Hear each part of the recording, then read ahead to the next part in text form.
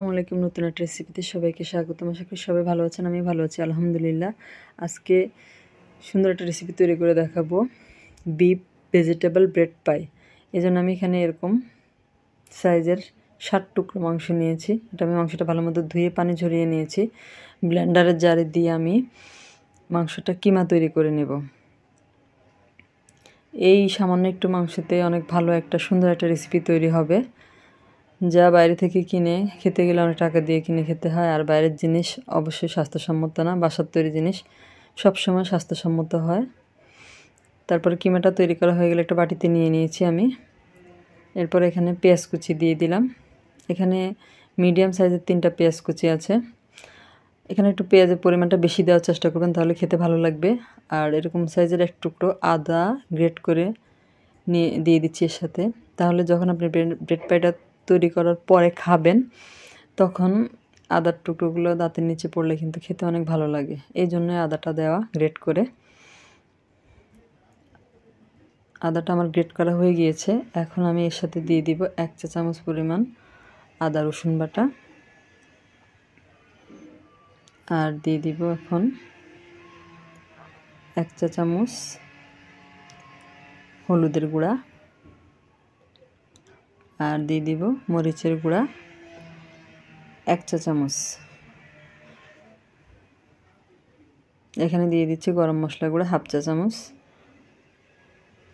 স্বাদ মতো লবণ,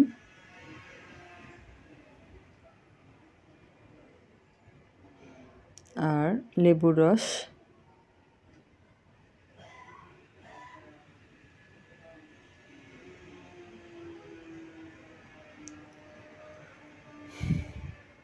লেবু রসটা দেওয়া হয়ে গেলে, 1 ফালি লেবু রস দিয়েছি আমি এখানে। দেওয়া হয়ে গেলে হাত দিয়ে একটু ভালো মতো মেখে নেব। কিমার সাথে এগুলা চুলায় বসানোর আগেই মেখে নিলে সব কিছু কিমার সাথে ভালো মতো মিশে পরবর্তীতে ঝামেলা করতে হয় না। এই জন্য আগেই মিশিয়ে নিচ্ছি, সব কিছু একসাথে দিয়ে মিশিয়ে নিচ্ছি হাতে। আপনারা চাইলে চুলায় কিমা দিয়ে পরেও সব কিছু দিতে পারবেন এক এক করে, কিন্তু আমার কাছে মনে হয় এভাবে করলেই সুবিধা। তারপরে চুলায় একটা প্যান বসিয়ে দিয়েছি আমি। প্যান বসিয়ে দিয়ে এখানে 1.5 টেবিল চামচের মতো হবে সয়াবিন তেল দিয়ে দিলাম।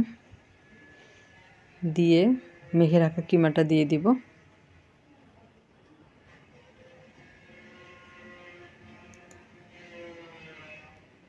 কিমাটা দিয়ে আমি নেড়ে চেড়ে 2-3 মিনিটের মতো ভেজে নেব। যারা আমার ভিডিওটাতে এখন একটা লাইক দিতে ভুলে গেছেন, দেখতে দেখতে একটা লাইক দিয়ে ফেলেন আপনারা।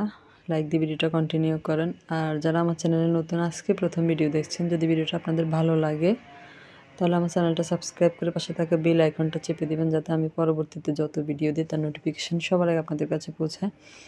তারপরে আমি ঢাকনা দিয়ে ঢেকে একদম লো আছে কিমাটা সিদ্ধ হওয়া পর্যন্ত অপেক্ষা করব। কিমাটা সিদ্ধ হতে থাকি, পাশে আমি একটা মিক্সিং বোল নিয়ে নিয়েছি। মিক্সিং বোলের মধ্যে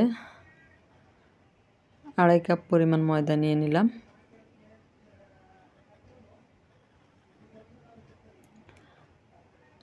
আড়াই কাপ ময়দার সাথে আমি এখানে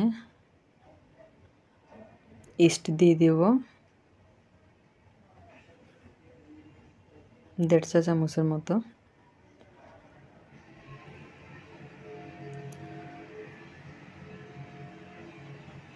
তারপরে ইস্টটা আমি ময়দার সাথে মিশিয়ে নিয়েছি হাত দিয়ে। এই পর্যায়ে দিয়ে দিব স্বাদ মতো লবণ।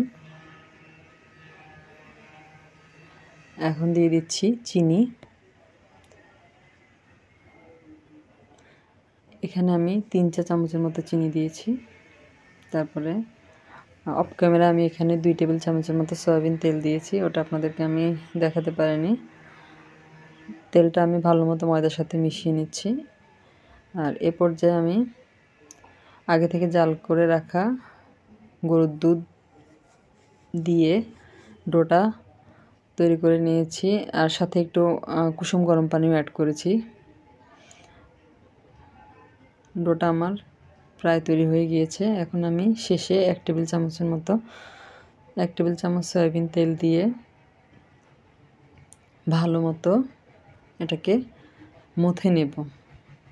এই মথাটা কিন্তু ইম্পর্ট্যান্ট। ভালো মতো মথে নিলে আপনার পরবর্তীতে যেই ব্রেডটা তৈরি করবেন, ওটা অনেক সফট হবে আর খেতে ভালো লাগবে, ফুলবে ভালো।